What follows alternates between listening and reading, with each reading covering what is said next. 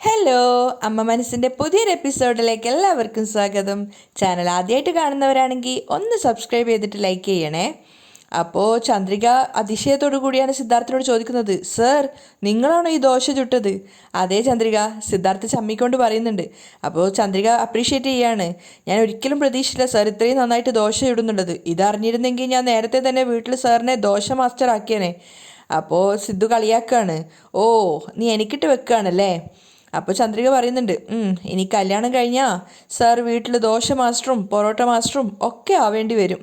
ശരി ശരി, നിനക്ക് വേണ്ടി ഞാൻ എന്തോ ആവാം. സിദ്ധാർത്ഥവും വിട്ടുകൊടുക്കുന്നില്ല. അതിനുശേഷം അവൻ ആ പയ്യനോട് ചോദിക്കുകയാണ് എത്ര പൈസയായി എന്നുള്ളത്. എന്തൊക്കെയാണ് കഴിച്ചതെന്ന് ചോദിച്ചതിന് ശേഷം ആ പയ്യൻ തന്നെ പൈസ പറയുന്നുണ്ട്. സിദ്ധു വേഗം പേഴ്സിൽ നിന്നും പണം എടുത്ത് കൊടുക്കുകയാണ്. അതിനുശേഷം അവർ രണ്ടുപേരും വീണ്ടും കാറിൽ കയറി യാത്ര തുടരുകയാണ്. ആ സമയത്ത് ചന്ദ്രിക ചോദിക്കുന്നുണ്ട്, സർ എന്നാലും എങ്ങനെയാണ് സർ 10 മിനിറ്റിനുള്ളിൽ വെറൈറ്റി ആയിട്ട് 3 ടൈപ്പിലുള്ള ദോശ ചുട്ട് തന്നത്?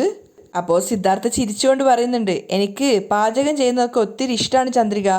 ആഹാ, അങ്ങനെയാണോ? എന്നാലും എങ്ങനെയാണ് സർ നിങ്ങൾ ഇതൊക്കെ പഠിച്ചത്?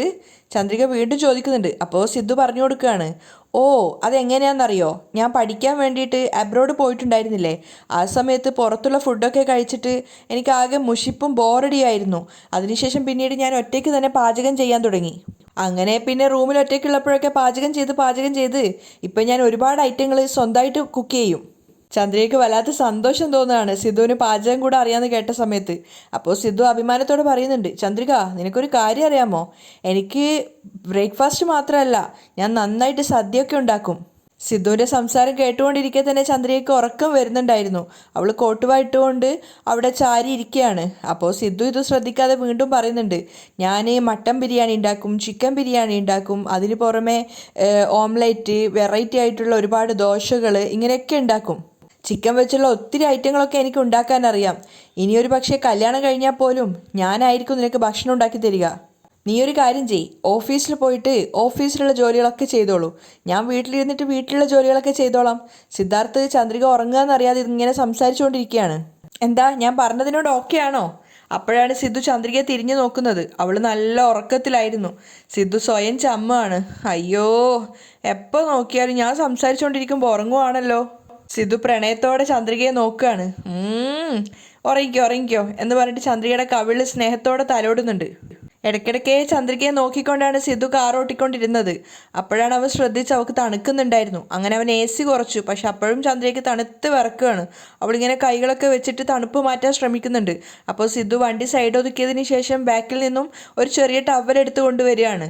എന്നിട്ട് ചന്ദ്രികയുടെ ഭാഗത്തേക്ക് പോയിട്ട് സീറ്റ് തുറന്നിട്ട് ചന്ദ്രികയുടെ മേലേക്ക് അതിങ്ങനെ പുതപ്പിച്ചു കൊടുക്കുന്നുണ്ട്. അതൊന്നും ചന്ദ്രിക അറിയുന്ന പോലും ഉണ്ടായിരുന്നില്ല. അവൾ നല്ല ഗാഢമായ ഉറക്കത്തിലാണ്. ആ സമയത്ത് ചന്ദ്രികയുടെ മുഖത്തിങ്ങനെ മുടി ഇങ്ങനെ വീണ്ടും കിടക്കുന്നുണ്ടായിരുന്നു. സിദ്ധു മെല്ലെ കൈകൊണ്ട് അതിങ്ങനെ മാടി ഒതുക്കുകയാണ്. സിദ്ധു ചന്ദ്രികയോടുള്ള പ്രണയത്തോടെ ചന്ദ്രികയെ തന്നെ നോക്കി നിൽക്കുകയാണ്. അവൾ ഉറങ്ങുന്നതിൻ്റെ ആ ഒരു ഭംഗി ആസ്വദിച്ചുകൊണ്ട് നിൽക്കുകയായിരുന്നു. അവനോട് തന്നെ വല്ലാത്തൊരു സന്തോഷവും അവരോട് തമ്മിലുള്ള ആ ഒരു പ്രണയത്തെക്കുറിച്ചൊക്കെ ഓർക്കുമ്പോൾ വല്ലാത്തൊരു സന്തോഷമൊക്കെ തോന്നുന്നുണ്ടായിരുന്നു. കുറച്ചു നേരത്തിന് ശേഷം സിദ്ധു വന്നിട്ട് ഡ്രൈവിംഗ് സീറ്റിൽ കയറുകയാണ്. ആ സമയത്ത് അവർ രണ്ടുപേരും ചേർന്നിരിക്കുന്ന ആ ഒരു ഭാഗത്ത് ഒരു പ്രണയഗാനം വെച്ച് കൊടുത്തിട്ടുണ്ടായിരുന്നു. അങ്ങനെ പിന്നീട് കാണിക്കുന്നത് പിറ്റേന്ന് നേരം പുലർന്നപ്പോൾ ചന്ദ്രിക കോഫി എടുത്തിട്ട് വരികയാണ് അച്ഛനും അമ്മയ്ക്കും ഉള്ളത്. ആ സമയത്ത് മഹേന്ദ്രൻ മുറ്റത്ത് കോലം വരയ്ക്കുകയാണ്. അയ്യോ അച്ഛാ, ഇതെന്താ ചെയ്യുന്നത്? ചന്ദ്രിക ചോദിക്കുന്നുണ്ട്. എന്നിട്ട് കോഫി നീട്ടുന്ന സമയത്ത് മഹേന്ദ്രൻ പറയുന്നുണ്ട്, 1 മിനിറ്റ് ഇപ്പം കഴിയും എന്ന് പറഞ്ഞിട്ട് അത് ചെയ്യാണ്. അയ്യോ അച്ഛ, ഇതൊന്ന് കുടിക്കേ. ഇല്ല മോളെ, 1 മിനിറ്റ് കൂടെ എന്ന് പറഞ്ഞിട്ട് മഹേന്ദ്രൻ തൻ്റെ ജോലി കംപ്ലീറ്റ് ചെയ്യാണ്. അതിനുശേഷം ചന്ദ്രികയുടെ കയ്യിൽ നിന്നും കോഫി വാങ്ങിച്ചിട്ട് മഹേന്ദ്രൻ ചോദിക്കുകയാണ്, എങ്ങനെയുണ്ട് കോലം വരച്ചത്? അത് നോക്കിയിട്ട് ചന്ദ്രിക പറയുന്നുണ്ട്, കോലം വരച്ചത് നന്നായിട്ടുണ്ട്, പക്ഷേ അച്ഛൻ ഇങ്ങനെയുള്ള ജോലിയൊക്കെ ചെയ്യുന്ന കാണുമ്പോൾ എനിക്ക് വല്ലാത്ത സങ്കടം തോന്നുന്നു. അപ്പോൾ മഹേന്ദ്രൻ ചിരിച്ചുകൊണ്ട് പറയാണ്, അതിന് ഇതൊക്കെ ഒരു ജോലിയാണോ? എന്നെക്കൊണ്ട് സാധിക്കുന്ന ചെറിയൊരു സഹായം അങ്ങനെ മാത്രം കരുതിയാൽ മതി. അപ്പോഴേക്കും ലക്ഷ്മി വിരിക്കാനുള്ള തുണിയായിട്ട് വന്നിട്ടുണ്ടായിരുന്നു. അപ്പോൾ ചന്ദ്രിക വേഗം കോഫിയായിട്ട് ലക്ഷ്മിയുടെ അടുത്തേക്ക് പോയിട്ട് കോഫി കുടിക്കാൻ വേണ്ടി പറയാണ്. എന്നിട്ട് ലക്ഷ്മി ബക്കറ്റിലാക്കി കൊണ്ടുവന്ന ആ തുണിയൊക്കെ ചന്ദ്രിക വിരിക്കുന്നുണ്ട്. അപ്പോൾ മഹേന്ദ്രൻ ചന്ദ്രികയോട് പറയാണ്, ചന്ദ്രിക കോഫി സൂപ്പറായിട്ടുണ്ട്. രാവിലെ എഴുന്നേറ്റ ഉടനെ ഇങ്ങനെ ഒരു കോഫി കുടിച്ചു കഴിഞ്ഞാൽ ശരീരത്തിന് നല്ലൊരു ഉന്മേഷം വരും.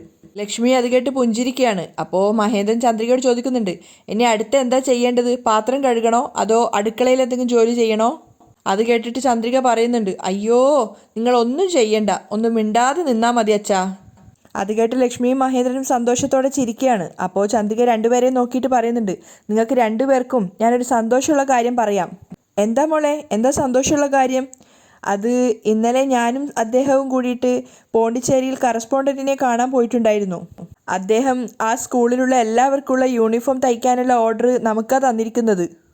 മഹേന്ദ്രനും ലക്ഷ്മിക്ക് അത് കേട്ടപ്പോൾ വല്ലാത്ത സന്തോഷം തോന്നുകയാണ്. മഹേന്ദ്രൻ പറയുന്നുണ്ട്, ആഹാ, ഇത് കൊള്ളാലോ, ഇത് വളരെയധികം സന്തോഷമുള്ള കാര്യമാണല്ലോ. അത്രയും വലിയൊരു സ്കൂളിൻ്റെ ഓർഡർ നിനക്ക് കിട്ടിയെന്നോ? അത് വല്ലാത്തൊരു സന്തോഷമുള്ള കാര്യം തന്നെയാണ് മോളെ. അപ്പോൾ ലക്ഷ്മി മകളോട് പറയാണ്, ചന്ദ്രിക, മോള് തൊട്ടതൊക്കെ പൊന്നാവും.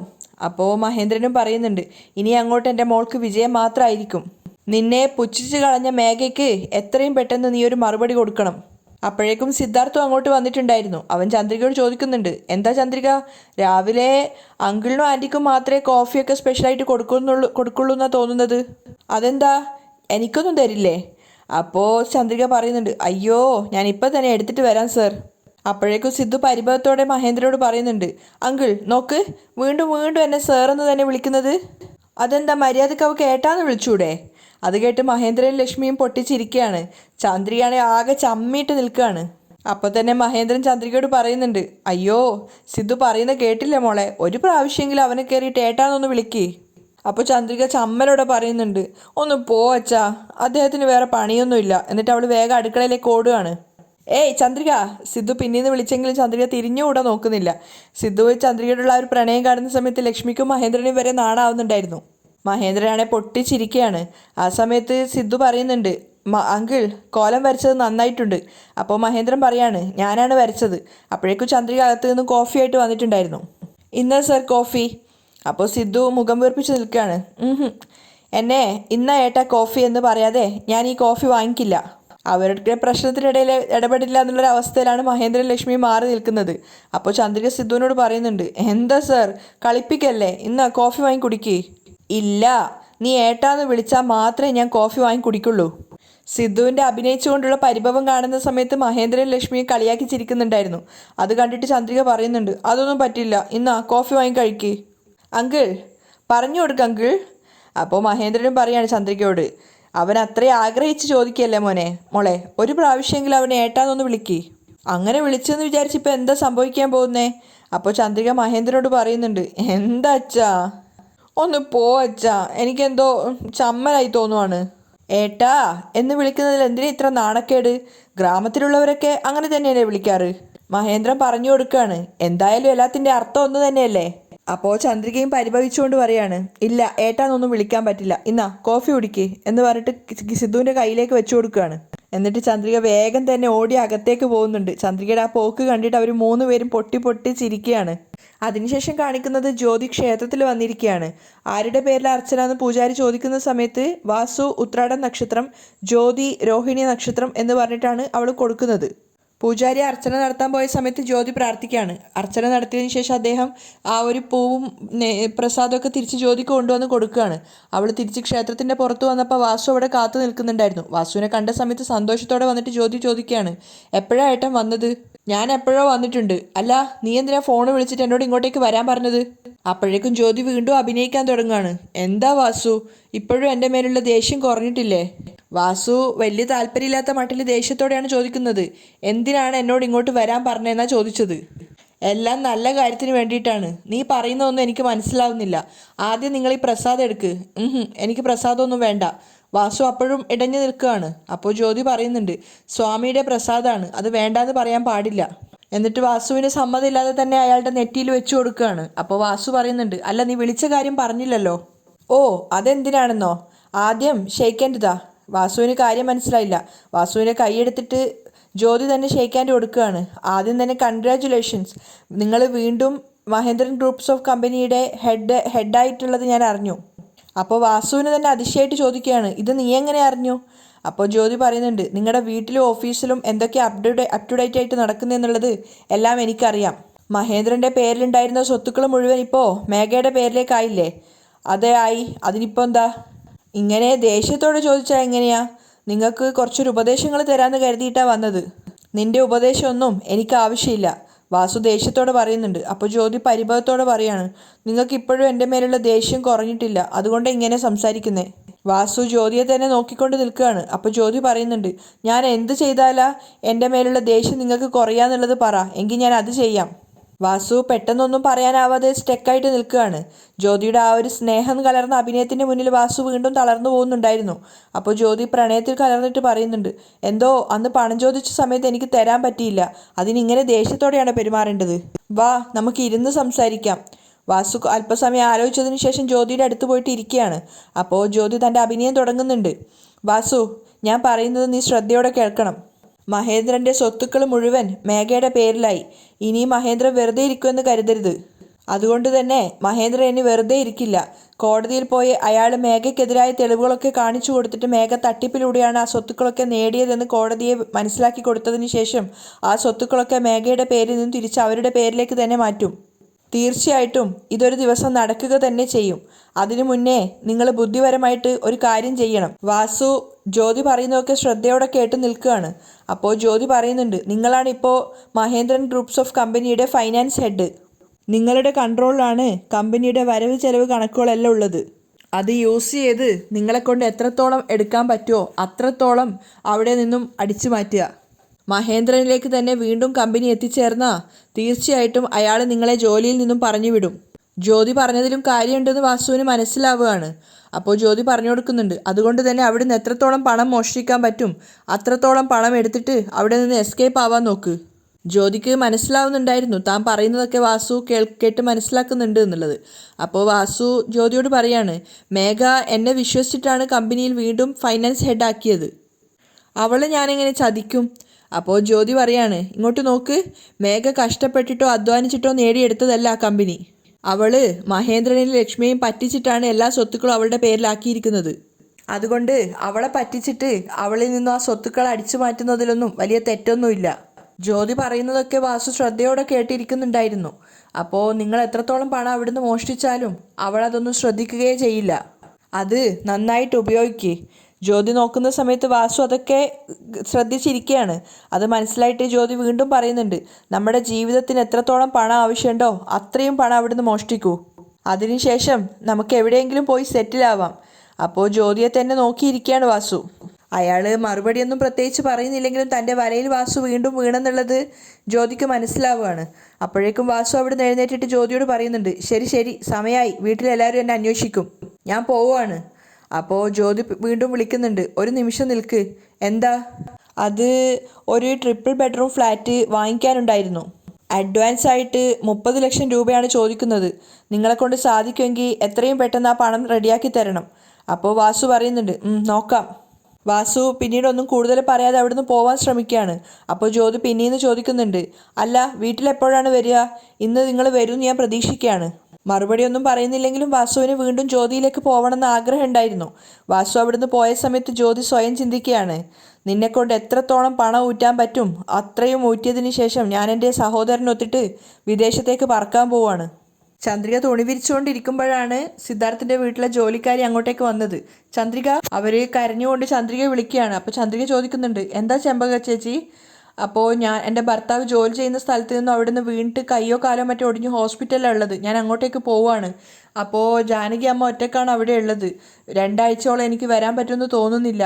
2 ആഴ്ചത്തേക്ക് വേറെ ആരെങ്കിലും ജോലിക്ക് നിർത്തുമെന്നൊന്ന് ചോദിക്കോ എന്നൊക്കെ ചന്ദ്രികയോട് പറയുന്നുണ്ട്. ചന്ദ്രികയും ആകെ ഒരു കേട്ട സമയത്ത് ഷോക്കാവുകയാണ്. കാരണം അവരുടെ ഭർത്താവിന് അപകടം സംഭവിച്ചു എന്നൊക്കെ കേട്ടപ്പോൾ അവർ വേഗം അവിടെ നിന്ന് പോകാൻ ശ്രമിച്ചപ്പോൾ ചന്ദ്രിക പറയുന്നുണ്ട്, അവിടെ നിൽക്കുമെന്ന് പറഞ്ഞിട്ട് അകത്ത് പോയിട്ട് കുറച്ച് പണം എടുത്തിട്ട് അവർക്ക് കൊടുക്കുകയാണ്. അവരവിടുന്ന് പോയ സമയത്ത് ചന്ദ്രിക ചിന്തിക്കുന്നുണ്ട്, വെറും 2 ആഴ്ചത്തേക്ക് മാത്രം ആരെയാ ജോലിക്ക് കിട്ടുക? 2 ആഴ്ചത്തേക്ക് മാത്രം ജാനകി അമ്മയ്ക്ക് ആരാ ഭക്ഷണം ഉണ്ടാക്കി കൊടുക്കാൻ കിട്ടുക? ഇനി അങ്ങനെ കിട്ടിയാൽ തന്നെ അവർക്ക് ജാനകി അമ്മയ്ക്ക് ഇഷ്ടമുള്ളതുപോലെ ഭക്ഷണം ഉണ്ടാക്കി കൊടുക്കാൻ സാധിക്കില്ലല്ലോ. ഞാനുണ്ടാക്കി കൊടുത്തു എന്നറിഞ്ഞാൽ അവർ കഴിക്കില്ല. ഞാനാ ഉണ്ടാക്കി കൊടുത്തതെന്ന് അറിയാതിരുന്നാൽ പോരെ? ഞാൻ പാചകം ചെയ്ത് ആരും അറിയാതെ ചെമ്പക ചേച്ചി ഉണ്ടാക്കിയതുപോലെ അവിടെ കൊണ്ടുപോയി വെച്ചിട്ട് വരാം. ചന്ദ്രിക വേഗം തന്നെ ഭക്ഷണമൊക്കെ റെഡിയാക്കിയിട്ട് അവരുടെ വീട്ടിലേക്ക് പോവുകയാണ്. എന്നിട്ട് ആരും അവിടെ ഇല്ലയെന്ന് ഉറപ്പ് വരുത്തിയതിന് ശേഷം കൊണ്ടുവന്ന ഭക്ഷണമൊക്കെ ടേബിളിൽ അവിടെ സേഫായിട്ട് വെക്കുന്നുണ്ട്. ചന്ദ്രിക പെട്ടെന്ന് തിരിഞ്ഞു പോകാൻ നോക്കുമ്പോഴാണ് അവളുടെ കയ്യിൽ ഒരാൾ കയറി പിടിക്കുന്നത്. തിരിഞ്ഞു നോക്കിയപ്പോൾ സിദ്ധാർത്ഥായിരുന്നു. ഓ, സാറായിരുന്നോ? ഞാൻ മറ്റാരെങ്കിലും ആണെന്ന് കരുതി പേടിച്ചു. ഇതെന്താ ഇതൊക്കെ ഇങ്ങനെ? എന്തിനാ ഇങ്ങനെ കള്ളത്തരം കാണിച്ചിട്ട് ഇവിടെ ഭക്ഷണമൊക്കെ പാചകം ചെയ്ത് വെച്ചിട്ട് പോകുന്നത്? അത് ജാനകി അമ്മായിക്ക് വേണ്ടിയിട്ടാണ് ഉണ്ടാക്കി വെച്ചിരുന്നത്. അതെന്താ, ചെമ്പക ചേച്ചി ഇന്ന് ഭക്ഷണമൊന്നും ഉണ്ടാക്കിയില്ലേ? അപ്പോഴാണ് ചന്ദ്രിക പറയുന്നത്, ചെമ്പക ചേച്ചിയുടെ ഭർത്താവ് കെട്ടിടത്തിൽ നിന്നും വീണു, അപ്പോൾ അവരങ്ങോട്ടേക്ക് പോയിരിക്കുകയാണ്. ഇനി 2 ആഴ്ചത്തേക്ക് അവർക്ക് ഭക്ഷണം ഉണ്ടാക്കി കൊണ്ടുവരാൻ സാധിക്കില്ല. 2 ആഴ്ചത്തേക്ക് ഒരു ജോലിക്കാരിയെ വെക്കാനും സാധിക്കില്ലല്ലോ. അതുകൊണ്ട് ഞാൻ തന്നെ ഉണ്ടാക്കി കൊണ്ടുവരാമെന്ന് വിചാരിച്ചു. അത് കേട്ടപ്പോൾ സിദ്ധു പറയുന്നുണ്ട്, പക്ഷേ അമ്മ നിന്നെ എത്രത്തോളം നാണം കെടുത്തിയാലും നീ അമ്മയെ സ്നേഹിച്ചുകൊണ്ടിരിക്കുകയാണല്ലേ. എന്ത് ചെയ്യാനാ, നിന്റെ ഈ നല്ല മനസ്സ് എൻ്റെ അമ്മയ്ക്ക് മനസ്സിലാവുന്നില്ല. അപ്പോൾ ചന്ദ്രിക പറയുന്നുണ്ട്, അവരെന്നെ നല്ലവളാണെന്ന് ധരിക്കാൻ വേണ്ടിയിട്ടല്ല ഞാൻ ഇതൊന്നും ചെയ്യുന്നത്. ജാനകി അമ്മായി എൻ്റെ സ്വന്തം അമ്മായിയാണ്. അതുകൊണ്ടാണ് ഞാൻ ഇങ്ങനെയൊക്കെ ചെയ്യുന്നത്. അമ്മയുടെ തൊട്ടടുത്ത സ്ഥാനം തന്നെ അവർക്കും. അവർക്ക് എന്നെ അടിക്കുന്നതിനും വഴക്ക് പറയുന്നതിനൊക്കെ എല്ലാ അധികാരമുണ്ട്. അവരെന്നെ വഴക്ക് പറയുന്നതൊന്നും ഞാൻ ഒരിക്കലും മനസ്സിൽ വെച്ചിട്ടില്ല. നിന്റെ സ്ഥാനത്ത് മറ്റാരാണെങ്കിലും അമ്മ പെരുമാറുന്നത് വെച്ചിട്ട് അതൊന്നും എടുക്കില്ലായിരുന്നു. പക്ഷെ നീ എത്ര പക്വതയോടെയാണ് പെരുമാറുന്നത്. ചന്ദ്രിക, സത്യമായിട്ട് പറഞ്ഞാൽ നിന്റെ അടുത്തുനിന്ന് ഒരുപാട് കാര്യങ്ങൾ ഞാൻ പഠിക്കാനുണ്ട്. അതല്ല, ജാനകി അമ്മായിക്ക് മാത്രമേ ഭക്ഷണമുള്ളൂ അതോ ഞങ്ങൾക്കും ഉണ്ടോ? അപ്പോൾ ചന്ദ്രിക പറയുന്നുണ്ട്, അയ്യോ എല്ലാവർക്കും ഉണ്ട് സർ. കഴിക്ക് സർ. ഞാനാണ് പാചകം ചെയ്തതെന്ന് മാത്രം ജാനകി അമ്മയോട് പറയണ്ട കേട്ടോ. അറിഞ്ഞാൽ അവർ കഴിക്കില്ല. അപ്പോൾ സിദ്ധു ചോദിക്കുന്നുണ്ട്, അപ്പോൾ ആരും ഉണ്ടാക്കിയെന്നാ പറയേണ്ടത്? ചെമ്പകത്തിന് പകരമായിട്ട് വേറൊരു വേലക്കാരി ഉണ്ടാക്കി കൊണ്ടുവന്നാന്ന് പറഞ്ഞാൽ മതി. അത് കേട്ട് സിദ്ധു ചിരിക്കുകയാണ്. അപ്പോൾ ചന്ദ്രിക സീരിയസ് ആയിട്ട് പറയുന്നുണ്ട്, നിങ്ങളുടെ അമ്മയെ സംബന്ധിച്ചിടത്തോളം ഞാനൊരു വേലക്കാരി മാത്രമാണ്. അങ്ങനെ തന്നെ ആയിക്കോട്ടെ. അത് ശരിക്കും ചന്ദ്രിക ഹൃദയത്തിൽ തട്ടി പറഞ്ഞൊരു വേദനിപ്പിക്കുന്ന കാര്യം തന്നെയായിരുന്നു. അത് പറഞ്ഞിട്ട് ചന്ദ്രിക അവിടുന്ന് പോയപ്പോഴും സിദ്ധുവിന് വല്ലാത്ത സങ്കടം തോന്നുന്നുണ്ടായിരുന്നു.